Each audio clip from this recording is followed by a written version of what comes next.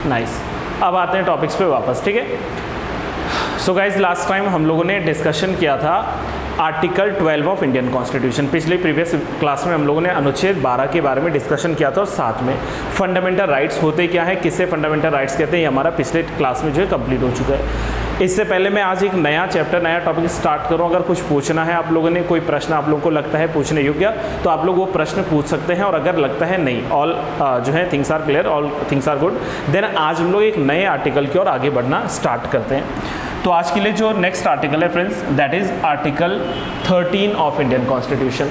तो हेडिंग बना दीजिए, भारतीय संविधान का अनुच्छेद 13, फंडामेंटल राइट्स की लिस्ट में article 13 of the Indian constitution, right. और आर्टिकल 13 की अगर हम लोग बात करें, इसके हेडिंग की अगर हम लोग बात करें, तो अनुच्छेद 13 में बात की गई है अबाउट द लॉज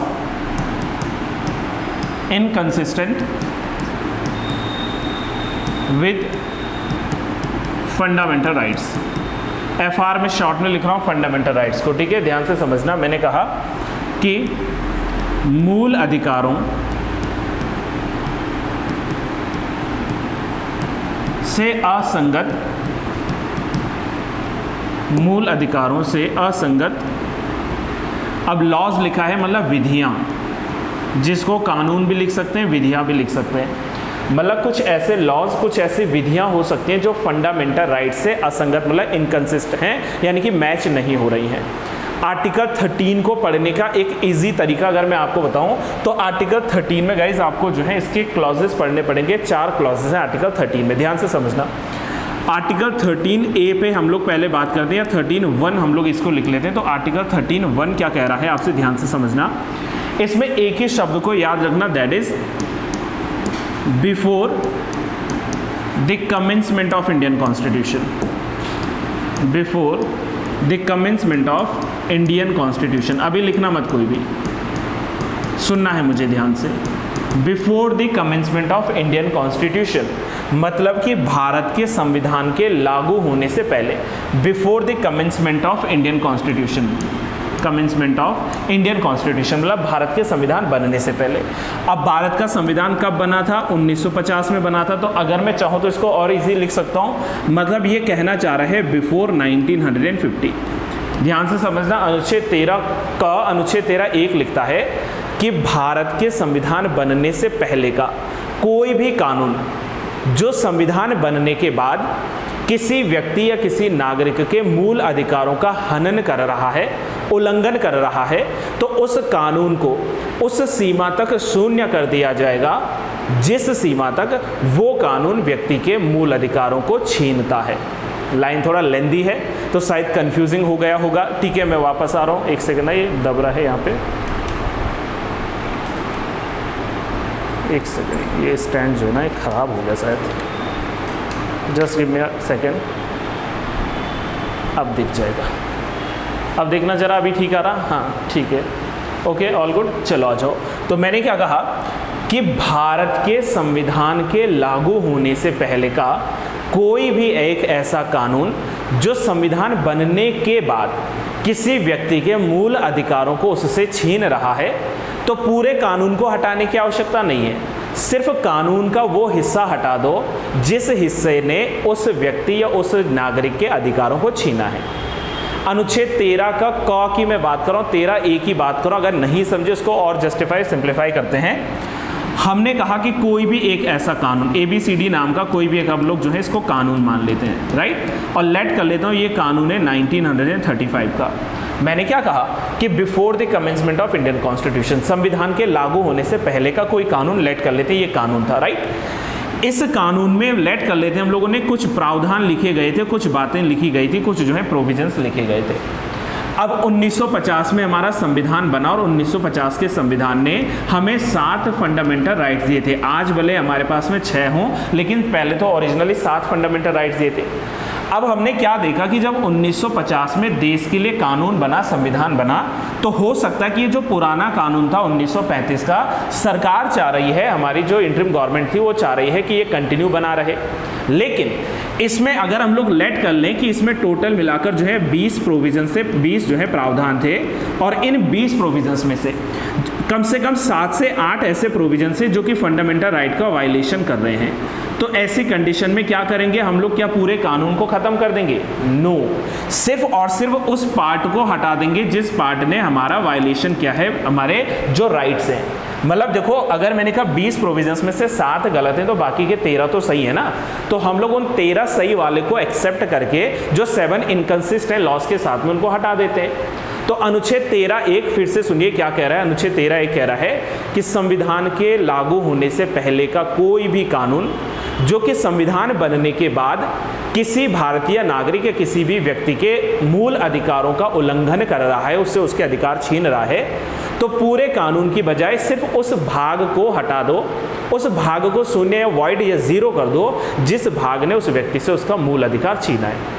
कोई दिक्कत नहीं है, यहाँ तक सिंपल एक लॉ था, सिंपल एक फैक्ट था। होल्ड ऑन, अभी इसी से the doctrine of severability, the doctrine of eclipse कैसे निकला है मैं बाद में बात करता हूँ। एक और सुनिए, अनुच्छेद 13(2), अनुच्छेद 13 क्लॉज 2, आर्टिकल 13 क्लॉज 2 में अब क्या है, देखो एक ही लाइन को चेंज करना है। यहाँ था before the commencement of Indian constitution, अब यहाँ लिख देंगे after the commencement of Indian constitution, after the commencement of Indian constitution. इस लाइन को भी जरा ध्यान से समझ लेते हैं। After the commencement of Indian constitution मतलब आफ्टर 1950। दोनों में अंतर समझे, वो क्या था 1950 से पहले, मतलब जब सरकार का, भारत सरकार का नियंत्रण नहीं था, उस समय तो ब्रिटिश एरा, ब्रिटिश गवर्नमेंट था। अब यहाँ क्या कह रहा है कि यदि, अब सुनना मेरी लाइन ना, अनुच्छेद 13(2) लिखता है कि स्वतंत्रता के बाद या भारत का संविधान लागू होने के बाद राज्य के द्वारा कोई भी ऐसा कानून नहीं बनाया जाएगा जो किसी व्यक्ति से उसके मौलिक अधिकारों का हनन करते हों, जो किसी व्यक्ति से उसके मौलिक अधिकारों को छीनते हों। यदि सरकार ऐसा कानून बनाती है, यदि राज्य कोई ऐसा कानून बनाती है, तो उस कानून को शून्य कर दिया जाएगा। पूरा कानून गलत है तो पूरे कानून को शून्य कर देंगे, कानून का एक हिस्सा गलत है तो कानून के उस हिस्से को गलत कर देंगे, शून्य कर देंगे। दोनों में डिफरेंस क्या मिला हमें 13(1) और 13(2) में? 13(1) ने कहा कि भारत में संविधान लागू होने से पहले के कानून, और 13(2) ने कहा कि भारत के संविधान लागू होने के बाद सरकार कोई ऐसा कानून ना बनाओ, राज्य कोई ऐसा कानून ना बनाओ जो व्यक्ति से उसके राइट छीने। अगर आप ऐसा विधि बनाते हो, ऐसे कानून बनाते हो, तो उस विधि को, उस कानून को शून्य कर दिया जाएगा। जहां मैं कानून शब्द का प्रयोग कर रहा हूं, समझ जाना कानून के अंतर्गत विधि शब्द है। आप इसको कानून कहो या इसको विधि कहो, शब्द एक ही है लॉ, इंग्लिश में इसको लॉ कहते हैं, लॉ यानी कि कोई विधि। तो जब जैसे ही ये कहा गया ना कि अनुच्छेद 13(2) में लिखा गया कि राज्य कोई ऐसी विधि नहीं बनाएगा जो किसी व्यक्ति से मौलिक अधिकार छीन रहे हैं, वरना उसको कोर्ट शून्य कर देगी, तो तब क्वेश्चन ये रेज हुआ, क्वेश्चन ये उठा कि विधि क्या है, व्हाट इज विधि। मतलब राज्य पूछ रहे कि हम क्या ना बनाएं, कौन से कानून ना बनाएं, कौन सी विधि ना बनाएं, तो तब उसको जो है डिटेल्ड में जस्टिफाई किया गया है अंडर आर्टिकल 13 क्लॉज 3। 13 क्लॉज 3 में बताया गया है कि व्हाट इज लॉ। मतलब इसमें लॉ जो है ना, जो विधि शब्द लिखा गया है, मेरी बात ध्यान से समझना, अनुच्छेद 13(2) ने साफ ये कहा था कि राज्य ऐसी विधि मत बनाना जो कि राइट छीने। लेकिन वो विधि क्या है, समझ रहे हो, वो लॉ क्या है, वो विधि क्या है, ये कौन बताएगा। तो उस लॉ को भी खुद ही जो है डिफाइन किया है हमारी संसद ने, हमारे जो है कहते हैं कॉन्स्टिट्यूशन को जो बनाने वाले लोग थे, कॉन्स्टिट्यूशन फादर्स जो थे, उन्होंने बनाया था। उन्होंने कहा कि लॉ के अंतर्गत आते हैं all the permanent laws, all the permanent laws, यानी कि उन्होंने कहा कानून क्या है, लॉ क्या है, तो उन्होंने कहा कि सभी स्थायी कानून। अब ये सवाल उठा फिर से कि स्थायी विधियां या स्थायी कानून किसे कहते हैं। स्थायी विधि का मतलब होता है कि जिस कानून को या तो संसद ने बनाया हो, या तो पार्लियामेंट यानी कि संसद जो है संसद ने बनाया हो, या तो इसे राज्य विधानमंडल या विधायिका लिख लेता हूँ, स्टेट लेजिस्लेचर जो होता है इसने बनाया हो। मेरी बात समझो फिर से, हमने कहा कि अनुच्छेद 13 में लिखी गई विधि का मतलब है सभी परमानेंट लॉज यानी कि सभी स्थायी कानून। मतलब या तो वो कानून पार्लियामेंट यानी कि केंद्र सरकार ने बनाए, पार्लियामेंट वाला केंद्र सरकार संसद ने बनाए, राइट, या तो उसको राज्य सरकारों ने बनाए हैं, राज्य विधायिका ने बनाए, तो वो सारे परमानेंट लॉज हैं। मेरी बात समझो, या तो इसमें दूसरा क्या आ सकता है, पहला तो हो गया ऑल द परमानेंट लॉज, दूसरा हो गया all the temporary laws, all the temporary laws मतलब सभी अस्थायी विधियां। दूसरा क्या आ गया फ्रेंड्स, सभी अस्थायी विधियां, सभी अस्थायी विधियां। अब ये अस्थायी विधियों में क्या शामिल होता है, परमानेंट तो समझ गए, जो कानून या तो सेंटर ने बनाया या तो स्टेट गवर्नमेंट्स ने बनाए, लेकिन what is the meaning of temporary laws, तो टेम्पररी लॉज में फिर से क्या आते हैं, हमारे देश के राष्ट्रपति और प्रत्येक राज्य के जो राज्यपाल हैं, इनके अध्यादेश जारी करने की शक्ति, अध्यादेश जारी करने की शक्ति। अध्यादेश को इंग्लिश में लिखते हैं फ्रेंड्स ऑर्डिनेंस, यानी कि the ordinance power of president under article 1, 2, 3 of Indian constitution, अनुच्छेद 123, and the ordinance power of the state governors, जो अलग अलग स्टेट के अलग अलग गवर्नर्स हैं, अंडर आर्टिकल, बताओ उल्टा कर लीजिए 1, 2, 3 को 213 में, ठीक है, 213 में जो है राज्यपाल के अध्यादेश जारी करने की शक्ति आ जाएगी। तो हमारा कहने का तात्पर्य ये है कि जब भी आपसे पूछेंगे कि अनुच्छेद 13 के तहत विधि किसे कहते हैं, तो पहला जवाब लिखना सभी स्थायी कानून और दूसरा लिखना सभी अस्थायी, और दोनों को डिफाइन कर दीजिएगा कि स्थायी क्या होते हैं और अस्थायी क्या होते हैं। दोनों चीज़ क्लियर है, सभी लोग बताओ मुझे फ्रेंड्स, ऑनलाइन में सब लोग सुन रहे हैं मुझे, ऑल गुड, हाँ या ना में जवाब दो फ्रेंड्स, ठीक,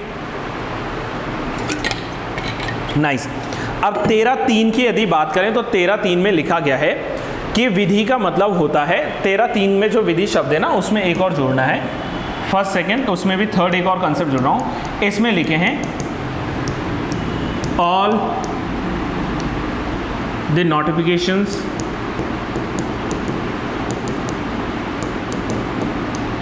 comma orders, comma, decrees, comma, applications, comma, rules, by rules, etcetera.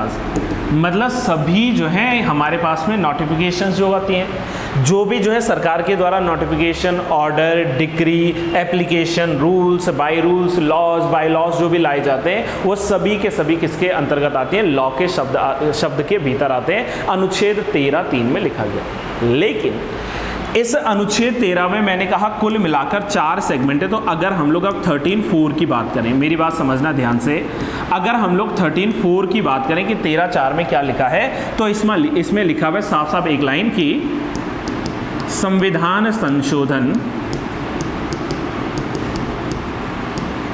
विधि नहीं है। संविधान संशोधन विधि नहीं है, इसको मैं कॉमास में, इन्वर्टेड कॉमास में डाल रहा हूं क्योंकि इंपॉर्टेंट है। हमने क्या लिखा है, इन्होंने कह दिया कि constitutional amendments are not law under article 13। मतलब अगर आप संविधान में कोई परिवर्तन कर रहे हैं, और संविधान में परिवर्तन किस अनुच्छेद के तहत होता है, संविधान में परिवर्तन या संशोधन होता है अनुच्छेद 368 में। मतलब देखो संसद ने क्या लिखा, संसद ने कहा, अब देखो ये जोड़ा कब गया था ये भी याद रखना। आपको मैं बता दूं कि ये जो लास्ट लिखा है ना हमने 13(4), इसको जोड़ा गया था 24वें संविधान संशोधन अधिनियम, 24वें संविधान संशोधन अधिनियम के द्वारा इसको जोड़ा गया था। और ये अधिनियम कब आया था, ये आया था 1971। 24वां संविधान संशोधन अधिनियम कहता है कि अगर जो शब्द विधि है ना, जो अनुच्छेद 13 में शब्द लॉ या विधि लिखा गया है, उसमें संविधान संशोधन नहीं आता है। संविधान संशोधन एक अलग प्रक्रिया है और अनुच्छेद 13 में किया जाने वाला जो चेंज है वो अलग प्रक्रिया, दोनों जो है भिन्न है, दोनों जो है डिफरेंट है। मेरी बात समझो ध्यान से, अनुच्छेद 13 ऑलमोस्ट कंप्लीट हो चुका है, वापस आइए। अनुच्छेद 13 में लिखा है कि ऐसा कोई भी कानून जो किसी व्यक्ति के मूल अधिकार के बीच में एक बैरियर बन रहा है, अवरोधक बन रहा है, उसको शून्य कर दो। उसमें 4 क्लॉसेस क्या क्या पढ़े। पहला क्लॉज कि कानून 1950 से पहले यानी कि संविधान के लागू होने से पहले का कोई कानून जो व्यक्ति के मूल अधिकारों को अगर छीनेगा तो उस कानून को हम शून्य कर देंगे उस हद तक जिस हद तक वो छीन रहा अधिकार। 2 में तो साफ कह दिया कि भाई कोई भी स्टेट गवर्नमेंट हो, सेंट्रल गवर्नमेंट हो, ऐसा कानूनी मत बनाना जो किसी व्यक्ति के फंडामेंटल राइट छीने।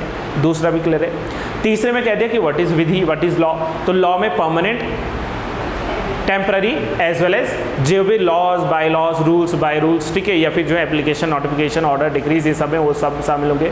और 4 में लिख दिया कि संविधान संशोधन अपने आप में एक विधि नहीं है। संविधान संशोधन अपने आप में क्या नहीं है, एक विधि नहीं है। ये कुछ बातें जो है सामने रखी गई। यहाँ तक की जो बातें बताई जा रही हैं जल्दी से बताओ, ऑल गुड और नॉट। अनुच्छेद 13 ऑल गुड, नाइस। क्योंकि देखो यहाँ से मैं आपसे बार बार यही दोहरा रहा हूँ बारंबारता के साथ कि ये सवाल जो है आपसे पूछेंगे कि लॉस किसे कहते हैं। अगर यहाँ तक की बात ठीक है तो मैं अब आगे बढ़ता हूँ। ठीक है, चलिए अब जरा इसमें 2 चीज़ें हमें समझनी है। अनुच्छेद 13 में ही जो है निहित 2 चीज़ें हैं, इसको भी समझ लेते हैं। ये आर्टिकल 13 में ही बता रहा हूँ। एक कंसेप्ट आता है हमारे पास में जिसका नाम है पृथक्करण का सिद्धांत। अभी लिखने पे फोकस मत करना, रुक जाना, मैं बाद में लिखवाऊंगा इसको। ठीक है, सबसे पहले हमारे पास आता है the doctrine of severability. Heading है हमारे पास में द डॉक्ट्राइन ऑफ सेवरेबिलिटी, यानी कि जो है पृथक्करण का सिद्धांत। द डॉक्ट्राइन ऑफ सेवरेबिलिटी इसको कहते हैं। ठीक है, the doctrine of severability, SEVE। ठीक है, द डॉक्ट्राइन ऑफ सेवरेबिलिटी। अब जरा इसको समझते हैं। वैसे ज़्यादा कुछ इतना टफ तो है नहीं, आसान है। सेवरेबिलिटी या पृथक का मतलब क्या होता है? हटाना। पृथक मतलब अलग करना। अभी मैंने आपसे अनुच्छेद 13(1) में एक लाइन बोली थी कि कोई भी कानून है, मेरी बात समझना प्लीज़, हाँ मैं क्या कहने वाला हूँ। मैंने कहा था कि कोई भी कानून है जिस कानून में कुछ प्रोविजंस लिखे गए हैं, कुछ जो है इसमें बातें, कुछ इसमें जो है प्रोविजंस लिखे गए हैं। लेकिन अगर इस कानून में लिखी गई कुछ बातें, पूरा कानून नहीं, इस कानून में लिखी गई कुछ बातें व्यक्ति से उसके फंडामेंटल राइट को छीन रहे हैं तो उन बातों को हटा दो। सेपरेट मतलब उनको पृथक कर दीजिए। यही सिद्धांत पृथक्करण का सिद्धांत हो गया। नहीं समझे? फिर से सुनो। जब मैंने कहा कि भारत के संविधान को बनाया गया था तो जो पुराने कानून थे उन पुराने कानून को एक तरीके से छाना गया था। जैसे चाय छानते हो ना, चाय जब डालते हो कप में तो चाय पत्ती अलग आती है, उसमें एक ऊपर से एक वो क्या बोलते हैं उसको, छन्नी होती है। ठीक है, उसमें जो चाय की पत्तियां रह गई मतलब वो गलत है, उसको फेंक दो, और जो चाय छन के आ गई वो पीने लायक है। तो ऐसे ही समझ लो ना कि कोई भी पुराना कानून था, उस पुराने कानून को उस चाय की छन्नी में डाला गया। सच में मत डालना, ऐसे कानून कैसे डालोगे। कहने का मतलब ये है कि उन कानूनों को जो है देखा गया, तोला गया कि भाई कुछ ऐसे कानून हैं जो उस छन्नी से आर पार नहीं हो रहे, क्योंकि वो छन्नी क्या है, फंडामेंटल लॉ की छन्नी है। अगर उससे आर पार होने तो मतलब ठीक है, कानून नहीं हो रहे तो कानून हटा दीजिए। तो मैं वही कह रहा हूं, मेरी बात समझो। पृथक्करण का सिद्धांत कहता है, अब इसकी एक बार डेफिनेशन पे आता हूं कि संविधान लागू होते वक्त, जब संविधान लागू हुआ था 1950 में, तो उस समय का ऐसा कोई भी कानून, पुराना कानून, जो कानून किसी व्यक्ति से उसके मौलिक अधिकार छीन रहा था, तो उस कानून के सिर्फ उतने भाग को हटा दो जितने भाग ने उस व्यक्ति के राइट्स को छीना है। बाकी का जो बचा हुआ भाग है उसको आगे चलने दो। मतलब जैसे मान लो ना कि कोई राइट टू प्रॉपर्टी के लिए कोई जो है मान लीजिए कानून था, या जो है मान लेते हैं धार्मिक स्वतंत्रता की आज़ादी के लिए कोई कानून था, और उस कानून में 50 बातें लिखी गई थी और 50 में से 30 बातें सही हैं, 20 बातें गलत है, तो सिर्फ वो 20 बातें हटा दो ना। तो पृथक तो कर दिया, वो छांट दिया, वो बातें हटा दी, पूरा कानून खत्म नहीं किया, उसके कुछ हिस्से को हटा दिया, तो पृथक्करण का सिद्धांत कहला गया। समझ में आ रही है मेरी बात कि नहीं? अगर आपको प्रॉपर जो है डेफिनेशन के टर्म्स में बताऊं तो ध्यान से समझना। A law becomes invalid only to the extent to which it inconsistent with the fundamental rights. So, only that part of the law will be declared invalid which is inconsistent and the rest of law will stand. ये बात सुनी या समझी भी, सिर्फ सुनी या समझी भी, सुनना ही नहीं है, समझना भी। कह रहा पूरा कानून को हटाने की जरूरत नहीं है, जितने भाग ने आपके लॉस के असंगत कार्य क्या है, इनकंसिस्टेंट है, उस हिस्से को हटा दो, बाकी को रहने दो। दक्ष आप लोग जल्दी से ऑनलाइन वाले बताओ सुन रहे हैं कि नहीं? All participants are here, right? Nice, good. चलिए पृथक्करण समझ में आया ना, पूरा कानून नहीं हटाना, चुनिंदा चीज़ें उसमें से हटा देनी है जिसने आपके राइट्स आपसे छीने हैं। एक और इसमें सिद्धांत आता है फ्रेंड्स, एक और इसमें डॉक्ट्राइन आता है जिसका नाम है द डॉक्ट्राइन ऑफ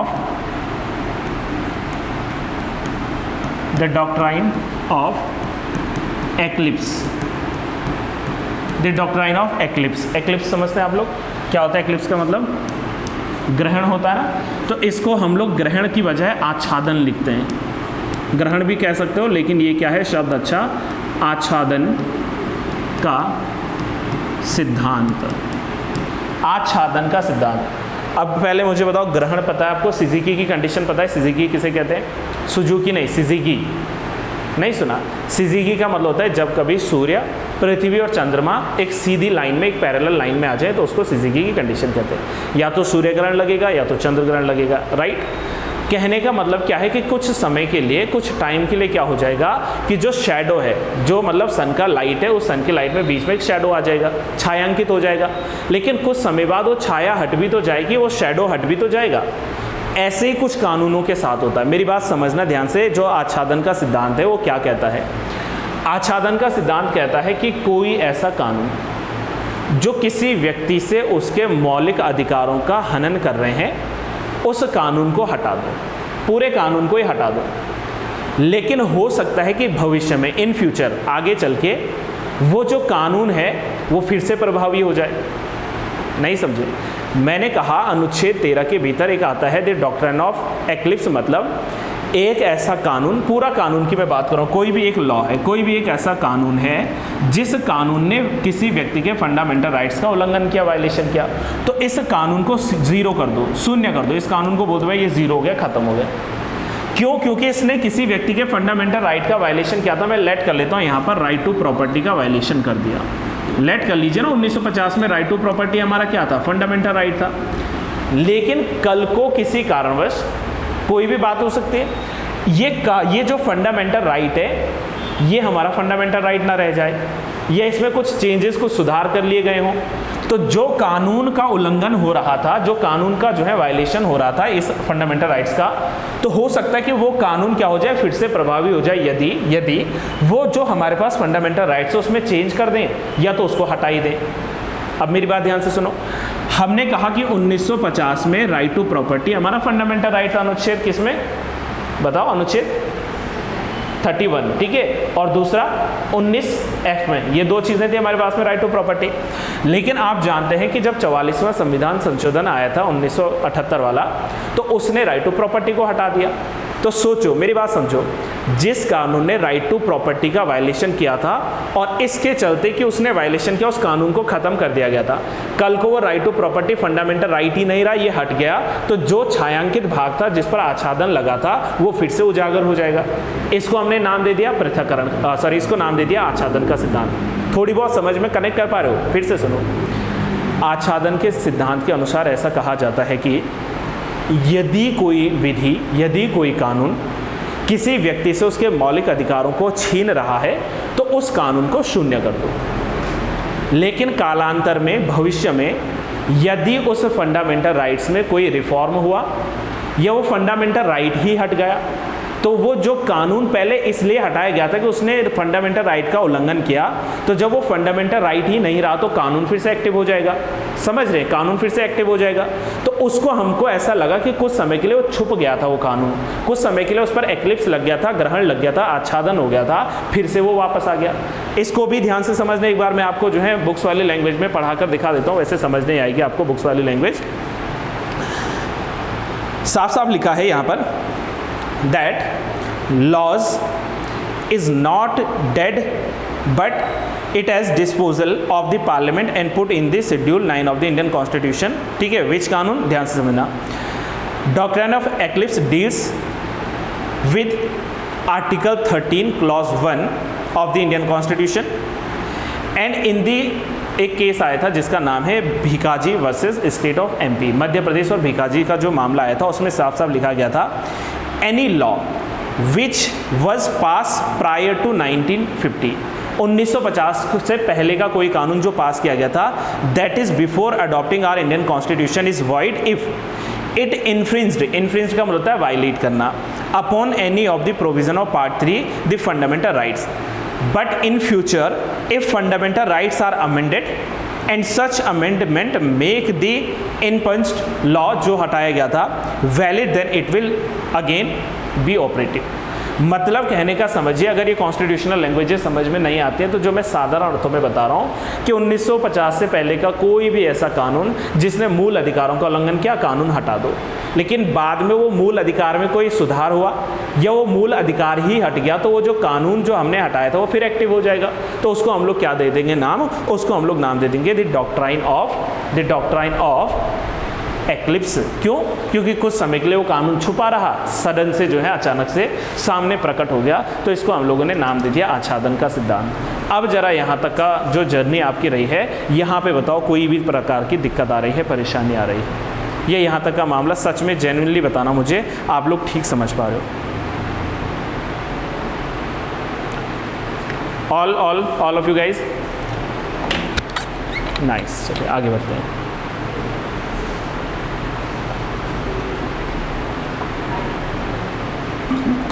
अभी लिखना नहीं है ज़्यादा ना, अभी मैं धीरे धीरे पहले समझ लेते हैं ना, क्योंकि हमें लाइव भी चलना है साथ में। और अगर देखो भाई लिखाने हैं ये सारी बातें तो बता दो, ऐसा ना हो कि घर जाके बिल्कुल ही ब्लाइंड हो जाओ कि चल क्या रहा होगा क्लास में, ठीक है? तो अगर लिखना भी है साथ में तो बता देना, वरना जो चीज़ें मैं बता रहा हूँ उसको कॉपी करना है आपने जब मैं आपको इसके PDFs भेजूँगा, क्योंकि हर किसी को PDF तो इसका मिलना ही है, राइट? पुरानी वाली PDF मिल गई थी, ये उसमें शामिल होगा, ठीक है? अब ज़रा एक और बड़ा टॉपिक स्टार्ट करें। अब मेरी बात समझो, जैसे ही ये कहा गया ना कि अनुच्छेद 13 में लिखा गया है कि कुछ लॉज हैं जो अगर फंडामेंटल राइट को वायलेट करें तो उनको शून्य कर देंगे। अब यहाँ पर सवाल ये था कि शून्य कौन करती है, बताओ? पार्लियामेंट नहीं करेगी। शून्य करने का अधिकार क्या, मतलब जुडिशियल कौन है बॉडी, न्यायपालिका, तो कोर्ट शून्य करेगी। अब यहाँ पर एक तरीके से एक जो है ना स्ट्रगल शुरू हो गया था in between court and parliament.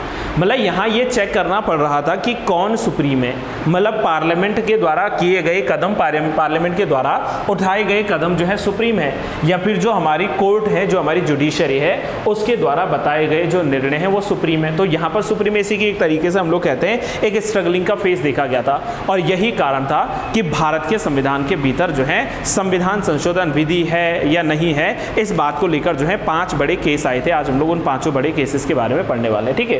तो ऐसे लिखिए नहीं, सुनिए, एक मैं अपनी तरफ से एक हेडिंग बना रहा हूं, तो इसमें ऐसे लिखते हैं कि अनुच्छेद 13 में विधि संविधान संशोधन है अथवा नहीं,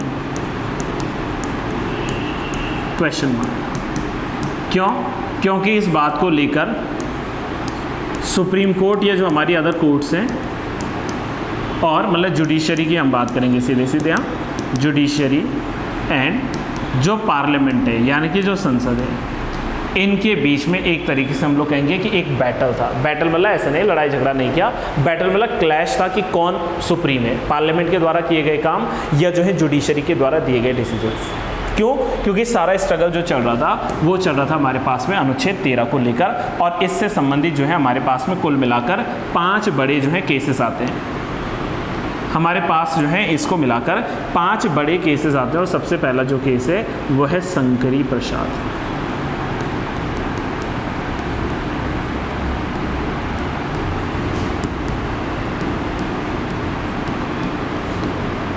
मामला कोई बताएगा कब का है ये मामला? शंकरी प्रसाद पहला मामला 1951 बोलना, 52 नहीं, ठीक है? शंकरी प्रसाद बनाम जो भारत संघ मामला था ये 51 में आया था। दूसरा इसके बाद फॉलो किया था सज्जन सिंह केस, यानी कि सज्जन सिंह मामला। सज्जन सिंह मामला कब आया था? 1964। जिसको नहीं पता कोई बात नहीं, भी सुन लीजिए, धीरे धीरे इसको हम लोग करने वाले हैं। इसके बाद जो एक तरीके से कहता है ना कि एक माइलस्टोन जो था, एक जो है चेंजिंग जो मोमेंट था, उसके लिए आया था, जिसका नाम है गोलकनाथ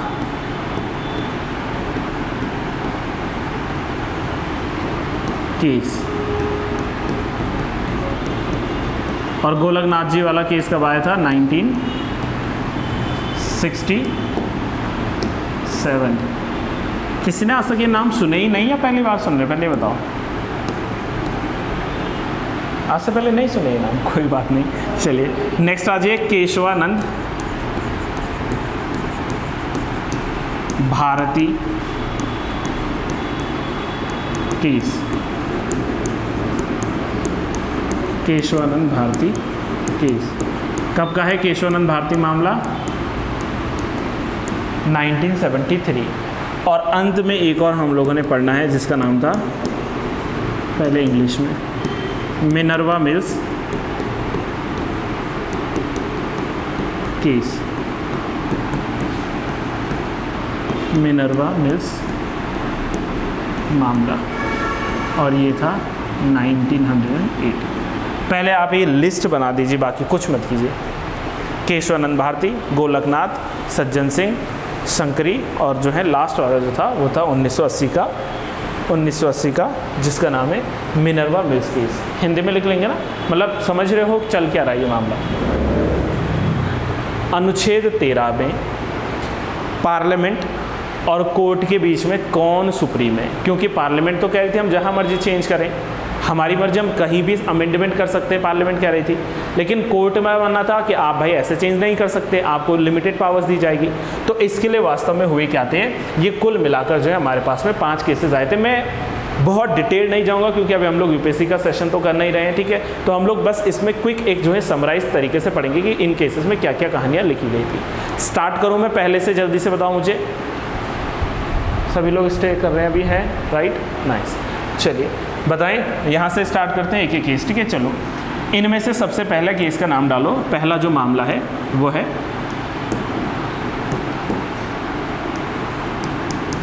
शंकरी प्रसाद, अब हिंदी में लिखता हूँ ना, इससे पहले इंग्लिश में लिखा था, बनाम भारत संघ मामला।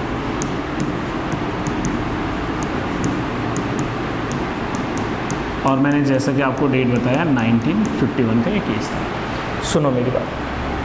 इस समय हुआ क्या था कि जो शंकरी प्रसाद जी थे, ये थे एक लैंड होल्डर, ये थे एक जमींदार व्यक्ति, ठीक है। इनके पास जो है काफ़ी भूमियाँ थी।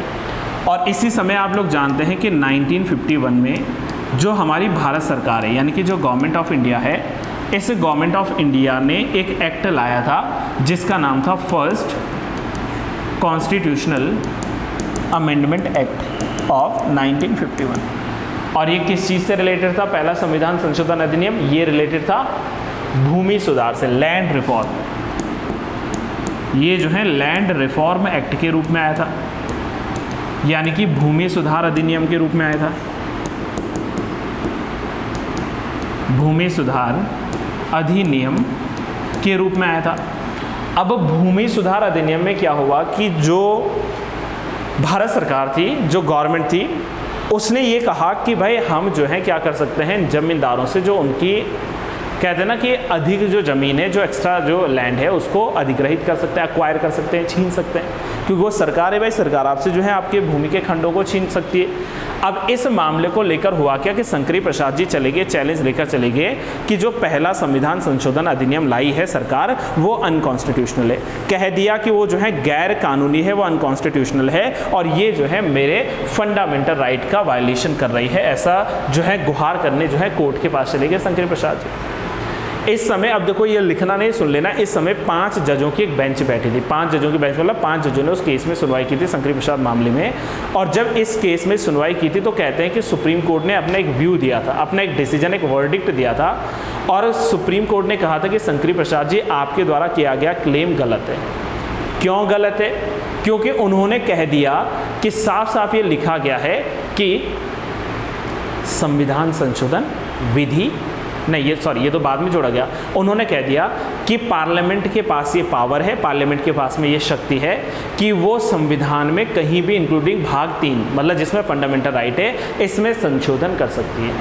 मेरी बात फिर से समझना कि पहले केस में जब वर्डिक्ट सामने आया तो वर्डिक्ट में सुप्रीम कोर्ट का मानना ये था कि किसी भी भाग में, टोटल 22 भाग हैं संविधान में, संसद चाहे तो कहीं पर भी परिवर्तन कर सकती है एंड आप जो है इसके लिए चैलेंज नहीं कर सकते। अब वो कानून सत्य है असत्य है वो नहीं, सिर्फ इतनी पावर दे दी गई पहले केस में कि आप जो है इसमें परिवर्तन कर सकते हैं। मेरी बात ध्यान से समझना कि यहाँ पर कहा गया कि फंडामेंटल राइट्स को जो है चेंज करने की जो पावर है वो पार्लियामेंट के पास है। तो मतलब पहले केस में कौन जीता? पहले केस में पार्लियामेंट जीत गई।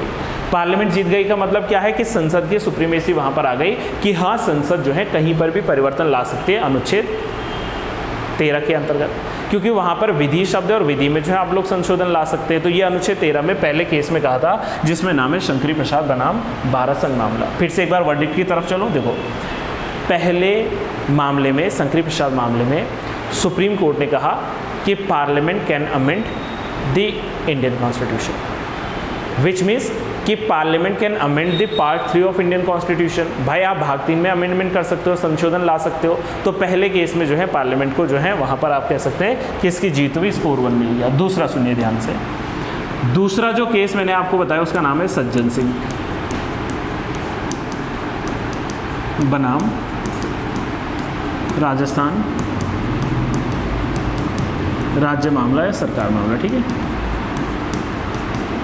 और इसका भी डेट बता दिया मैंने 1964 में। अब देखो, वर्ष 1964 में एक बार पुनः एक और केस आया था जिसका नाम था सज्जन सिंह केस 1964 का। और इस समय सज्जन सिंह केस ने क्या किया? इसने भारत के संविधान के जो 17th कॉन्स्टिट्यूशनल अमेंडमेंट एक्ट था, 17वां जो कॉन्स्टिट्यूशनल अमेंडमेंट एक्ट था, उसको चुनौती दे डाली। इस केस ने जो है 17वें संविधान संशोधन को चुनौती दी कोर्ट में। लेकिन वंस अगेन फिर से 5 जजेस की बैठक की मतलब बेंच जो है बैठी थी, उनकी जो है पीठ बैठी थी, और उसमें से 3-2 के डिसीजन के हिसाब से ये फिर से जो है रिपीट डिसीजन दिया गया। जैसे इससे पहले शंकरी प्रसाद मामले में कहा गया था कि पार्लियामेंट जो है वो चेंज कर सकती है, अमेंडमेंट कर सकती है संविधान के भाग 3 को, ठीक ऐसे ही डिसीजन जो है दिया गया सज्जन सिंह बनाम राजस्थान मामले में। और कहा गया कि 17वां संविधान संशोधन अधिनियम जो है बिल्कुल वैलिड है, आप इसको चुनौती नहीं दे सकते।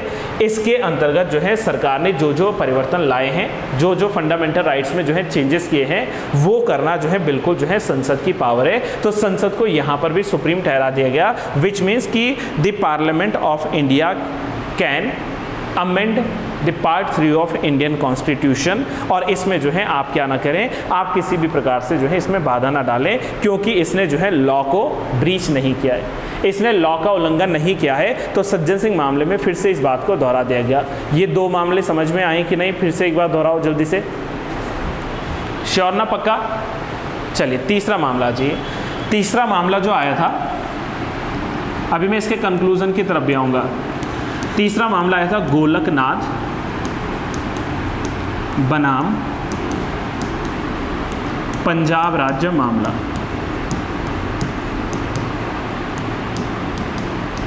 और जैसा कि मैंने आपको डेट बताई है ऑलरेडी, ईयर 1967। अब जरा यहाँ पर देखो, ये मैंने कहा इंपॉर्टेंट है क्योंकि इसमें चेंज हुआ था डिसीजन। इससे पहले कोर्ट ने 2 डिसीजंस दिए थे और दोनों डिसीजन किसके पक्ष में थे? पार्लियामेंट के पक्ष में थे कि पार्लियामेंट जहां मर्जी जो है संशोधन ला सकती है, जहां मर्जी जो है अमेंडमेंट ला सकती है, कोई दिक्कत नहीं है, आप कर सकते हो।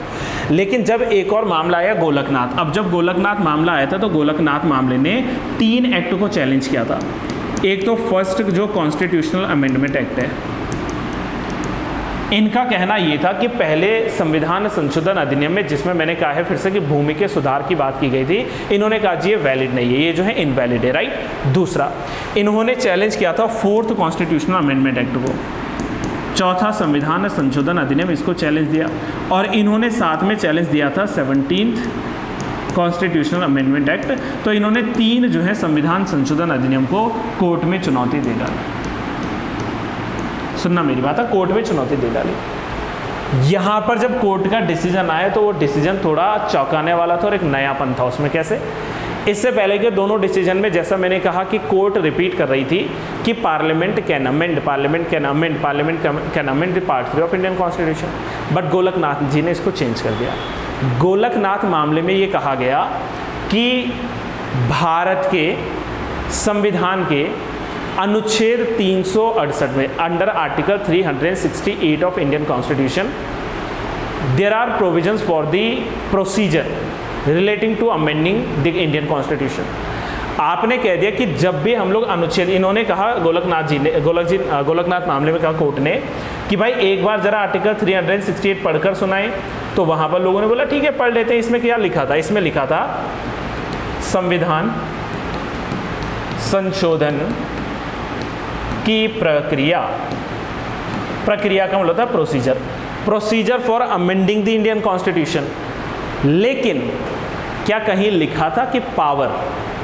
दो शब्द है ना, एक है प्रक्रिया और एक शब्द है शक्ति। मेरी बात समझो, यहां पर कोर्ट ने कहा कि dear parliament, you can not amend, you can not change part 3 of Indian constitution. पहले वाले में क्या कह रहे थे? पहले दोनों केस में कहा था कि पार्लियामेंट जहां मर्जी चेंज कर दे भाई संविधान के भाग 3 में। लेकिन इस मामले में, गोलकनाथ मामले में कहा गया कि संसद भारतीय संविधान के भाग 3 के तहत मूल अधिकारों में परिवर्तन नहीं कर सकती। क्यों?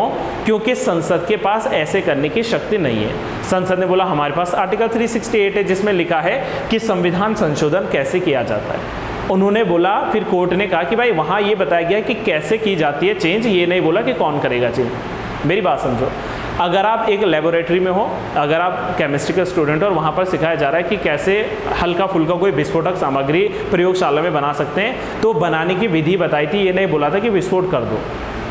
विधि अलग चीज़ है और पावर अलग चीज़ है। विधि मतलब आपको तरीका बता दिया कि ऐसे ऐसे ऐसे जो है अमेंडमेंट होगा, लेकिन करेगी कौन ये अमेंडमेंट? पार्लियामेंट करेगी, स्टेट गवर्नमेंट करेगी, कहीं नहीं लिखा हुआ। समझ रहे?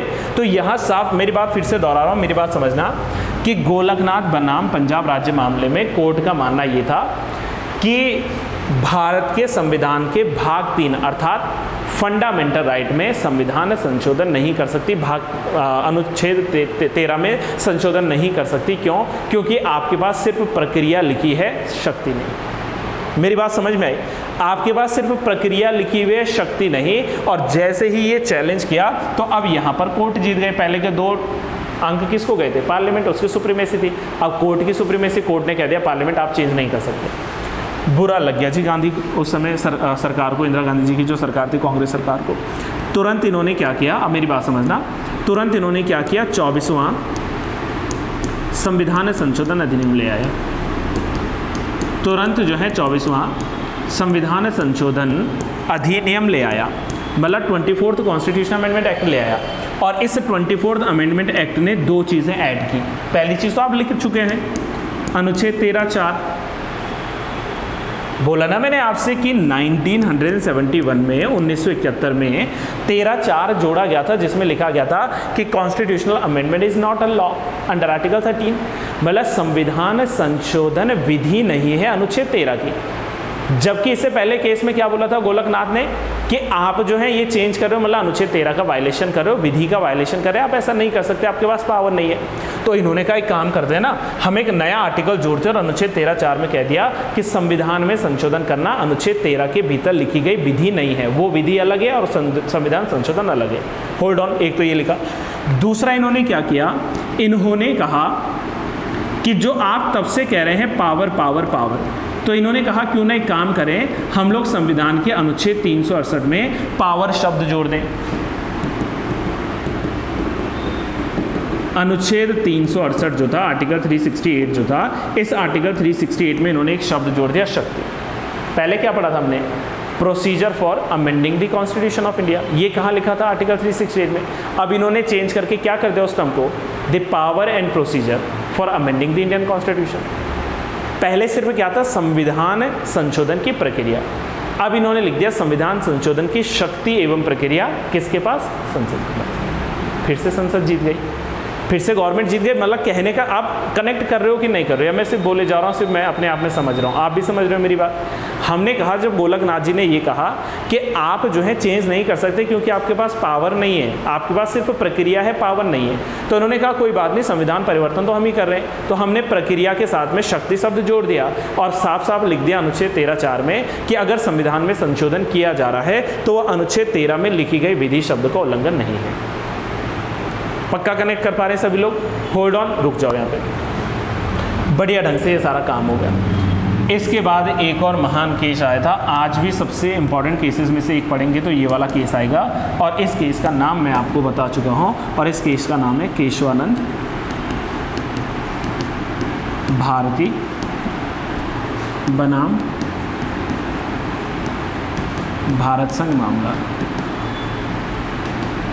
इसको जरा हाईलाइट कर देना, इंपॉर्टेंट। अगला मैंने आप लोगों से क्या बोला, केशवानंद भारती बनाम, इसको थोड़ा करेक्शन करना, केरल राज्य मामला बनाम केशवानंद भारती बनाम केरल राज्य मामला। केशवानंद भारती बनाम केरल राज्य मामला। अगला जो केस था वो कौन सा था हमारे पास में, केशवानंद भारती बनाम केरल राज्य मामला, और ये आया था 1973। अब जरा यहाँ समझना, मेरी बात ध्यान से सुनना प्लीज़। सबसे पहले केशवानंद भारती जो मामला था, इस मामले ने 24वें संविधान संशोधन अधिनियम को वैलिड कहा।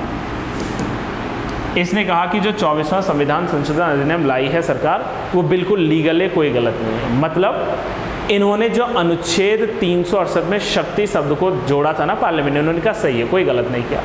अनुच्छेद 13 में जो 4 जोड़ा वो भी सही है, कोई गलत नहीं किया। कहने का तात्पर्य समझो मेरी बात, मैंने क्या कहा कि इससे पहले 24वें संविधान संशोधन अधिनियम ने क्या किया था कि 13 जोड़ा कि संविधान संशोधन विधि नहीं है, और जोड़ा कि जो है संविधान में परिवर्तन या संविधान में संशोधन करने की शक्ति भी पार्लियामेंट के पास है, लिखा था ये लाइन। अब यहाँ क्या हुआ कि जब केशवानंद भारती मामला है तो उन्होंने कहा कि संविधान संशोधन अधिनियम वैलिड है 24वां, मतलब जो अनुच्छेद 13(4) जोड़ा गया और जो पावर शब्द जोड़ा गया था 368 में, बिल्कुल ठीक है, कोई गलत नहीं है। लेकिन किंतु केशवानंद भारती ने कहा कि संसद संविधान के किसी भी भाग में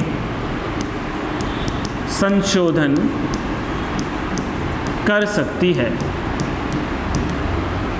लेकिन मूल, जिसको फंडामेंटल कहते हैं, बेसिक कहते हैं, संरचना को छोड़कर।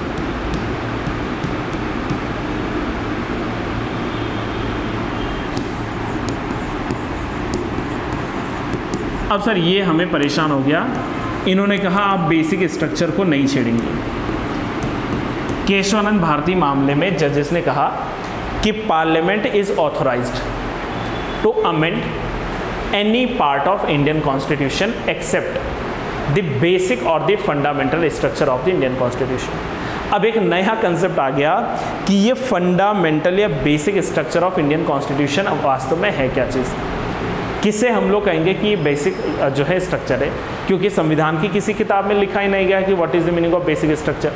तो इस चीज़ के लिए कोर्ट से पूछा गया कि आपने कह दिया, मान लेते हैं आपने कह तो दिया कि पार्लियामेंट कैन चेंज और अमेंड इंडियन कॉन्स्टिट्यूशन, ठीक है, right, but parliament can not touch the basic structure of Indian constitution. अब ये बेसिक स्ट्रक्चर क्या है, कौन हमें जवाब में बताएगा?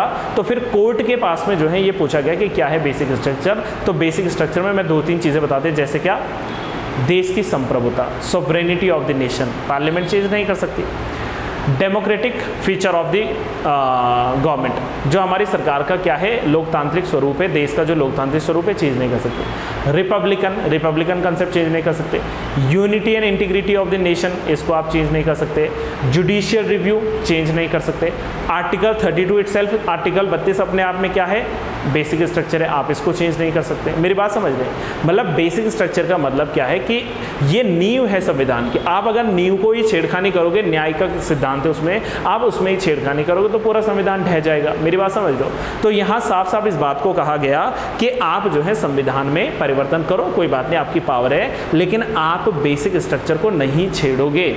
यहाँ तक के सारे सिद्धांत आप लोग समझ रहे हैं कि नहीं? सभी लोग जल्दी से यस एंड नो में जवाब, बस all of you guys sure ना? पक्का? ज़्यादा तो नहीं हो रहा है ना? ठीक है, बस ख़त्म कर रहा हूँ मैं आज के इस टॉपिक को, लास्ट में आ रहे हैं। अब देखो, सुप्रीम कोर्ट या हमारी जो कोर्ट है उसके 2 अंक हो गए हैं, याद रखना। क्योंकि यहाँ कह दिया कोर्ट ने आप बेसिक स्ट्रक्चर मत छेड़ना। फिर से बुरा लग गया कांग्रेस सरकार को। कांग्रेस सरकार ने कहा कोई बात नहीं, हमारे पास तो एक और पावर है ना, हम लोग अमेंडमेंट ले आते हैं। इसी बीच कांग्रेस सरकार ने क्या किया, 42वां 42nd संविधान संशोधन अधिनियम ले आए। कब आया था? 1976 में। अब मैं पूरे अभी संविधान संशोधन एक्ट को नहीं पढ़ा रहा हूँ, क्योंकि हमने संविधान संशोधन की पूरी लिस्ट ही अलग पढ़नी है कि कौन कौन मेन हुए थे। या मैं इस कंटेक्स्ट में क्या बातें छुपी हुई हैं उसको बता रहा हूँ, इस वाले टॉपिक से क्या कनेक्ट होता है। पहली चीज़ तो याद रखना कि 42वां संविधान संशोधन अधिनियम is also called mini constitution of India. ये सवाल पूछा गया है कि निम्नलिखित में से लघु संविधान किसे कहते हैं, तो इसको मिनी कॉन्स्टिट्यूशन के नाम से भी जानते हैं। भारत का लघु संविधान कहते हैं, मतलब बहुत ज़्यादा परिवर्तन किए गए थे। कॉन्करेंट लिस्ट जो था ना हमारे पास में, पहले जो समवर्ती सूची थी, उस समवर्ती सूची में कुछ विषय बढ़ा दिए गए थे, स्टेट लिस्ट से हटाकर। इसमें मैं बाद में आऊँगा, ठीक है, उसमें बढ़ा दिए गए थे। हम इस कंटेक्स्ट में देखते हैं कि जो सुप्रीमेसी की फाइट थी उसमें क्या था, तो समझना ध्यान से।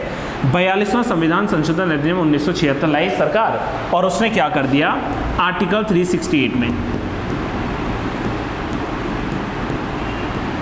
खंड 4 और खंड 5 जोड़ दिया। खंड 4 और खंड 5 जोड़ दिया भारत के संविधान के अनुच्छेद 368 में। और पता है इनमें क्या लिखा? इनमें लिखा संसद संविधान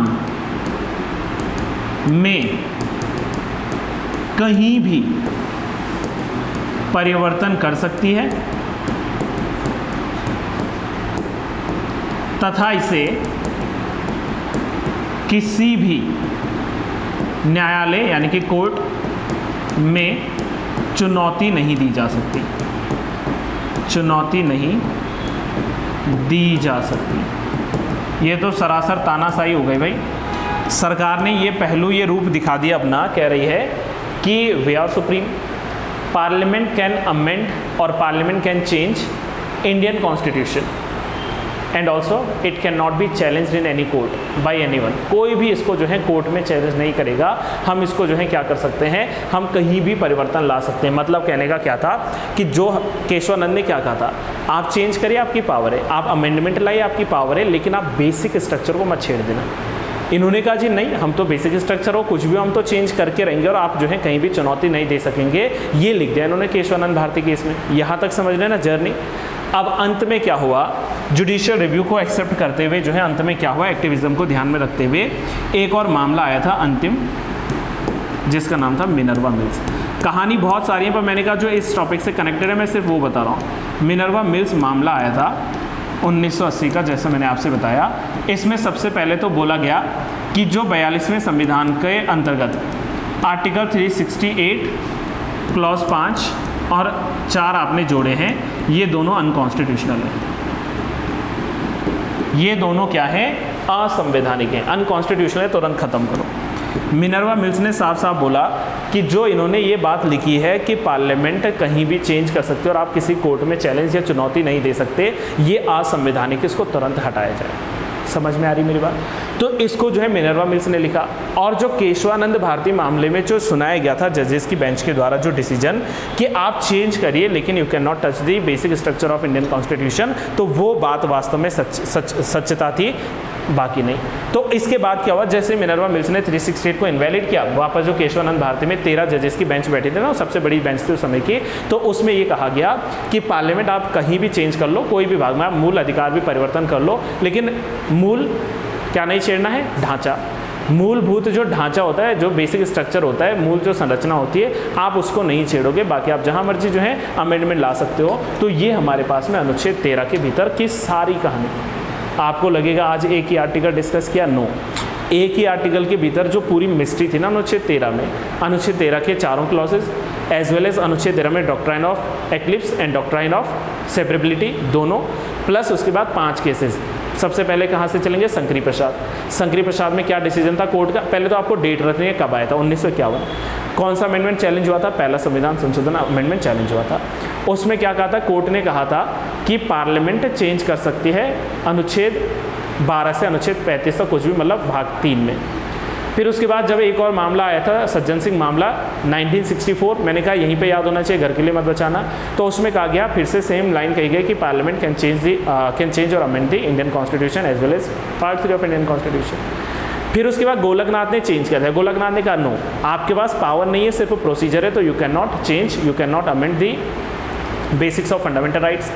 फिर उसके बाद जो है 24वां संविधान संशोधन आया, उन्होंने अनुच्छेद 13(4) जोड़ा और साथ में शक्ति शब्द जोड़ दिया 368 में, जिसको केशवानंद भारती मामले में स्वीकार किया गया 1973 में, राइट। लेकिन केशवानंद ने कहा बेसिक स्ट्रक्चर को मत छेड़ देना आप लोग।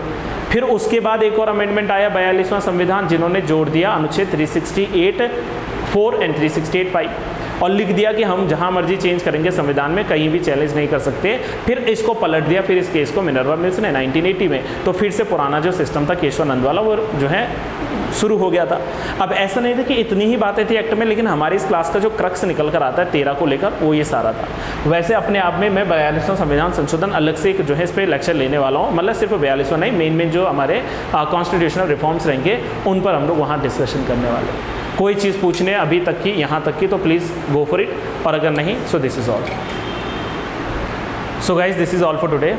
अगर आपको वीडियो ये अच्छी लगती है, अगर आपको क्लास पसंद आती है, तो आप लोग वीडियो को लाइक ज़रूर कीजिए, अपने दोस्तों के साथ शेयर कीजिए, और अगर आप लोग चैनल से जुड़े हैं अभी तक सब्सक्राइब नहीं किया तो चैनल को सब्सक्राइब करना ना भूलें। Till then have a good day to all, thank you so much and keep learning.